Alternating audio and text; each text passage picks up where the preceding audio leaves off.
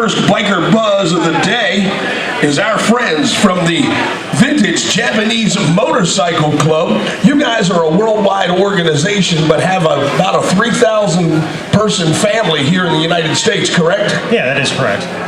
And your vintage bikes follow the standard category of once they hit 20 years old, they're considered vintage, and the owners can then join this group. I mean, do you have to send pictures of your bike and registration and all that to be a member of this club? Actually, you don't even need to have a bike to be a member of the club. Just the enthusiasm towards anything 30 years and older, and I'm sorry, 20 years and older. So we're talking like 1995 on back. Yeah, 95 on back. You qualify to be part of this organization. Now, you guys do organized rides? Do you have like swap meets where you all get together and can exchange parts? Because some of the bikes you guys deal with from the 70s and 60s are hard to find parts for now. Yeah, that's kind of what the club is all about, is the interconnection between various states and various members. And we have field reps in many states across the 50-state region. And usually a couple times a year, you know, we have a swap meet in York, PA that just happened 2 weeks ago. Lots of vintage Japanese stuff there. There's things you just don't find. You know, you can surf eBay all day long and not find exactly what you're looking for.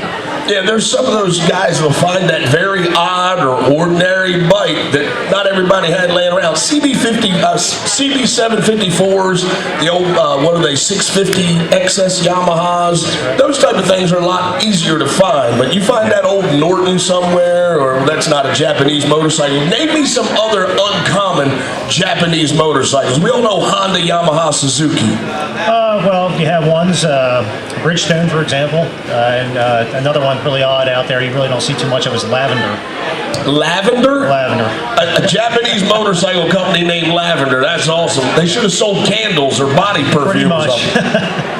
Well, you know, some of those, but they're around. Yes. And guys are trying to restore them. It's truly a challenge. I'm sure it is, especially if you're trying to restore something to original.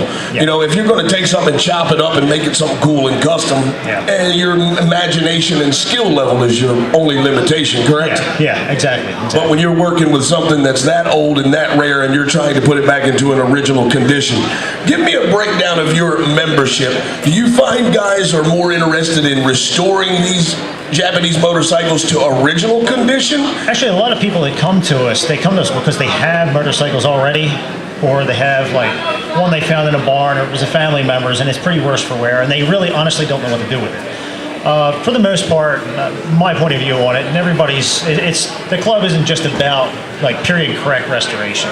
It's basically anything. We have people that race them in certain classes, both drag racing and circuit courses.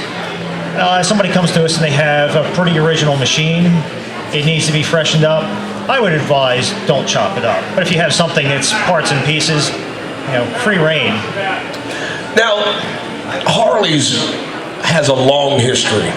And there was a period of time when AMF bought Harley, and now those motorcycles aren't necessarily as valuable as Harley original bikes or after Harley bought AMF out.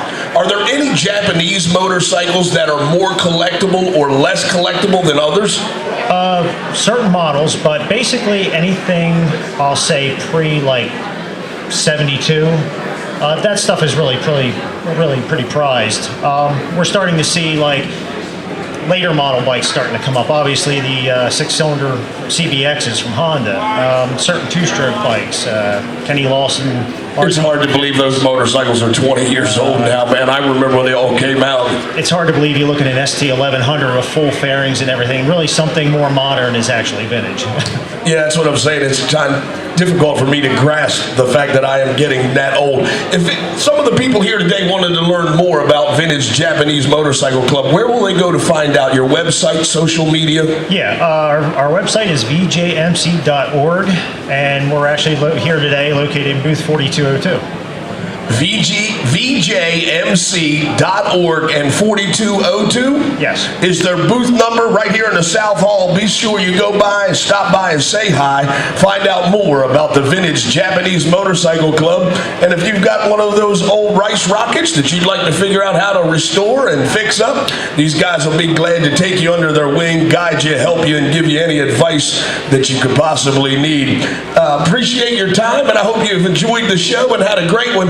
Enjoy your journey back home to Bear, Delaware, my friend, and we'll talk to you again real soon. All right, thank you. Welcome to the Timonium Motorcycle Show, everybody. It's the Sunday edition. I know people are walking around looking for deals and having a great time. Be sure you stick around. 2 o'clock is going to be the fashion show here on the Fast Lane Biker Delmarva stage. You can tell I'm getting tired. My CD's starting to skip a little bit of scratch every once in a while. Enjoy the music, enjoy the show. Be sure you pick up all the great products you need. Riding season's coming around soon. Bob's BMW has some great deals on jackets, as well as Ice House Leathers, who will all be providing clothing for the upcoming fashion show at 2 p.m. Welcome to the show, everybody.